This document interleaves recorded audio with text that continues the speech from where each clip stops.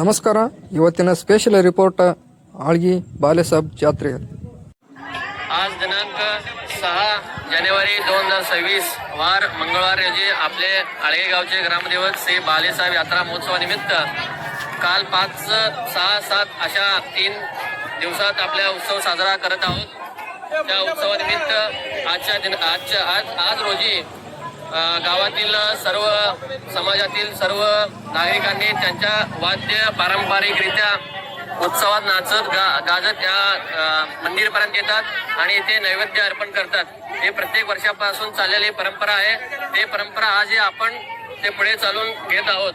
तरी आज संध्याकाळी ठीक 10 वाजता श्री बालेसाहेब तरुण नाट्य संघ आळगे यांच्या वतीने सामाजिक नाटक हळली हुली ಕೊಟ್ಟ ಬೆಳ್ಳಿ कालुंगरा अर्थात ರೈತನ कण्णರಿಗೆ आसरे यारू या नाटकाचे सादरीकरण होणार आहे. तरी मी पंचक्रोशातील सर्व ग्रामस्थांना विनंती करतो की त्यांनी या नाटकात सामील होऊन सर्वांनी त्याची आस्वाद घ्यावे. तसेच उद्या 7 दिनांक वार बुधवार रोजी कुस्तीचे आयोजन केले असून सर्वांनी या यात्रा कमिटीत यात्रा उत्सव सहभागी होऊन हा उत्सव चांगल्या रीतीने पार पाडून द्यावेत.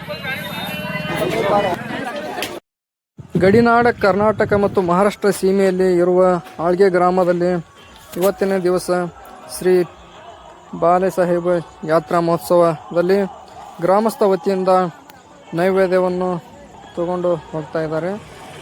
ನೈವೇದ್ಯವನ್ನು ತೊಗೊಂಡು ಹೋಗಬೇಕಾದ್ರೆ ಬ್ಯಾಂಜೋ DJ ಮತ್ತು ಎಂಜಾಯ್ ಫುಲ್ ಹುಡುಗರ ವತಿಯಿಂದ ಡಾನ್ಸು ಮತ್ತು ಎಲ್ಲ ಥರ ಜೋಶು ಈ ಗ್ರಾಮದ ಜಾತ್ರೆಯಲ್ಲಿ ಇರುತ್ತದೆ.